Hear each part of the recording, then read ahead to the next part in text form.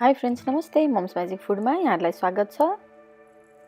यदि हजुरहरूले हाम्रो च्यानललाई सब्सक्राइब गर्नुभएको छैन भने प्लिज सब्सक्राइब गरिदिनु होला र नयाँ नयाँ रेसिपीको नोटिफिकेसन पाउनको लागि यो बेल आइकनलाई पनि प्रेस गरिदिनु होला।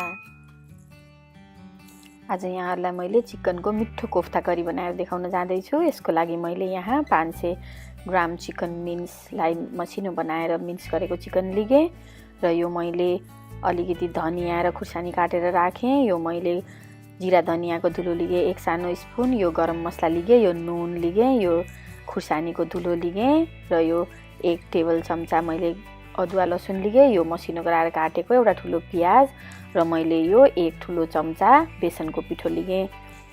बेसनको पिठो बाहेक अरु हामीले सबै मिक्स गर्न जाँदैछौँ। यहाँ मैले अरु सबै मिसाउँछु र यिनीहरूलाई मिक्स गर्छु। बेसनको पिठो चाहिँ मैले एकपटक राम्रोसँग भुटेर यसलाई यहाँ मिक्स गरेर सबै मोल्छु अनि अहिलेलाई चाहिँ हामीले यो सबै मसलाहरू यसमा राखिदिउँ।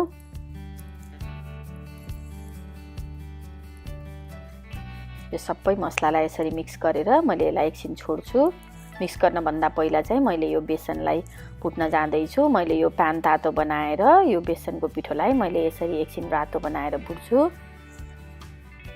हल्का फुटेपछि हामीले यसको काँचो काँचो गन्ध जान्छ। त्यसो हुनाले हामीले त्यो चिकनको बल बनाउँदा बेसनभित्र मजाले पाकेको बास्ना आउँछ, नपाकेको काँचो बास्ना चाहिँ आउँदैन। त्यही भएर मैले यसरी यसलाई फुटेर यहाँ राखेँ। अब भने मैले यसलाई राम्रोसँग मिक्स गर्न जाँदैछु। पानी चाहिँ पटक्कै नराख्नु होला किनभने अलिअलि चिकनमा पनि पानी आउँछ र यसलाई यसरी मिक्स गर्नु होला। ल यसलाई राम्रोसँग मिक्स गरेपछि हामीले यसलाई अहिले गोलो गोलो आफूलाई इच्छा लागेको साइजको बल बनाउँछौँ।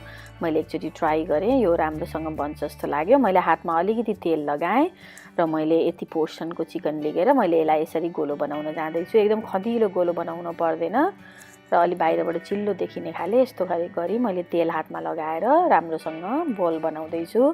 तपाईलाई ठुलो सानो जस्तो मनपर्छ त्यस्तै बनाउनु होला, धेरै ठुलो चाहिँ नबनाउनु होला। मैले पनि यतिको बनाएर अब यो 500 ग्राम तेल राखेँ मैले यो प्यानमा, 500 ml तेल र मैले यसलाई यसरी यहाँ फ्राई गर्न जाँदैछु। हामीले तेल एकदमै धेरै राखेर यसलाई पुरै डिप फ्राई गर्नु पर्दैन, चिकन हो पाकिहाल्छ। त्यसपछि पनि हामीले अहिले एकछिनपछि यसलाई ग्रेभीमा पकाउँछौँ, त्यही भएर यो पाकिहाल्छ। तेल अलिक कमै राखेर तपाईले फ्राई गर्दा हुन्छ यसलाई। ल मैले यसलाई दुवैतिर यसरी पकाएर यो चिकनको यस्तो कोफ्ता बललाई मैले यहाँबाट निकाल्छु। निकालेपछि र यो यसरी रेडी भयो। अब भने मैले यहाँ 1 ठुलो चम्चा अदुवा लसुनको पेस्ट, 2टा ठुलो टमाटरलाई प्युरे बनाएर, एउटा ठुलो प्याजलाई प्युरे बनाएर, 1 कप योगर्ट र 1 सानो चम्चा नुन, अलिकति हिङ, रातो खुर्सानीको धुलो, गरम मसला 1 सानो चम्चा, बेसार पाउडर आधा सानो चम्चा र धनिया जिराको 1 ठुलो चम्चा अनि केही खुर्सानी र अलिकति धनिया लिएँ। अब यसको लागि हामीले चाहिँ एउटा प्यान बसालौँ र अब हामीले यहाँ ग्रेभी बनाउन जाँदैछौँ। यसमा मैले 2 ठुलो चम्चा तेल राखेँ। अब यहाँ मैले अलिकति ल्वाङ, सुकमेल, दालचिनी र जिरा गरेर थोरै गरेर यसरी राखेर मैले यहाँ यसलाई भुट्न जाँदैछु। यति नै उर्छ भन्ने छैन, तपाईलाई जति मन लाग्छ त्यति राख्नु होला। अघि पिसेर राखेको यो प्याजको प्युरे पनि मैले यहाँ राखेँ। प्याजलाई यसरी राखेर मैले यहाँ यसलाई भुट्न जाँदैछु। राम्ररी यो प्याजलाई पकाउनु होला, आगो मिडियम राखेर पकाउनु होला। अब त्यो अघि किनेको लसुन अदुवाको पेस्ट पनि हामीले यहाँ राखिदिउँ।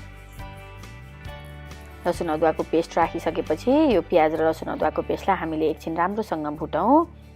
यो भुटिसकेपछि मैले यहाँ यो टमाटर अघि नै ब्लेन्ड गरेर राखेको टमाटर पनि यहाँ राखेँ। अब यसलाई मैले एकछिन राम्रोसँग भुट्छु र मैले यति बेला ग्यासलाई अफ गर्छु र मैले यो दही यहाँ राखेँ। अब सबै मसलाहरू हामीले बेसार पाउडर अनि धनिया जिरा, यो हिङ पनि राखेँ, धनिया जिरा खुर्सानी सबैलाई हामीले अघिको सबै देखाएको मसलाहरूलाई हामीले यहाँ सबै एड गरिदिउँ। यति बेला ग्यास अफ छ। यो सबै मसलाहरू राम्रोसँग राखेपछि मैले ग्यास अफै हुँदाहुँदै यसलाई राम्रोसँग मिक्स गर्छु। अब भने मैले ग्यास अन गरेँ। अब ग्यासलाई अन गरिसकेपछि यो मसलाहरूलाई हामीले राम्रोसँग भुटौँ। यसलाई चलाइ गर्नु होला किनभने हामीले दही राखेको छ। ग्यास अन गरेपछि कहिलेकाहीँ दही चाहिँ फाट्न पनि सक्छ, फाट्यो भने राम्रो हुँदैन। त्यही भएर यसलाई ग्यास चाहिँ सानोमा राखेर एकछिन मजाले पकाउँ। अब ग्यास मिडियम गरिदिनु होला र अब यसरी पकाउनु होला। यो मसला चाहिँ पाक्दाखेरि फत्किँदा सबै छिटाहरू बाहिर उछिटिने हुनाले मैले अलिअलि ढाक्दै यसलाई पकाइराखेको छु। यसरी हामीले यो मसलालाई चाहिँ धेरै नै बेर पकाउनुपर्छ, किनभने अघि हामीले मसला राम्रोसँग भुटेको छैनौँ। राम्रोसँग भुटिएन भने त्यसको राम्रो बास्ना आउँदैन। र अब मैले यसरी ढाक्दै यसलाई बिचबिचमा चलाउँदै यो मसलालाई लगभग मैले 10 देखि 12 मिनटसम्म यसरी राम्रोसँग पकाउँछु। पकाउँदा यो मसला राम्रोसँग पाकिसकेपछि यसरी प्यान छुट्छ। हेर्नु त तपाईले कस्तो राम्रो देखेको छ, यो मसलाले सबै प्यान छोटेको छ हैन, त्यो तेल पनि अलिअलि निस्केको छ। अब बल्ल मैले यसमा अघि राखेको खुर्सानी र अघि हामीले बनाएको चिकनको बललाई यहाँ यसरी राखौँ। यसलाई मिक्स गरिदिनु होला राम्रोसँग। अब भने मैले यसलाई एकछिन चलाउँछु। चलाइसकेपछि मैले यहाँ पानी राख्न जाँदैछु। मैले यहाँ लगभग 2 कप जति पानी एड गर्छु। तपाईले जति पानी राख्न मन छ त्यही अनुसार राख्नु होला। अलि बाक्लो ग्रेभी बनाउने हो भने कम पानी राखेर पकाउनु होला। अब मैले यो पानी राखेपछि यो ग्यास ठुलो बनाएर एकछिन यसलाई चलाउँछु। र अब चाहिँ मैले ग्यासलाई सानो गरेर लगभग 20 मिनट ढक्कन लगाएर पकाउँछु। ग्यास एकदम सानो बनाएर पकाउनु होला।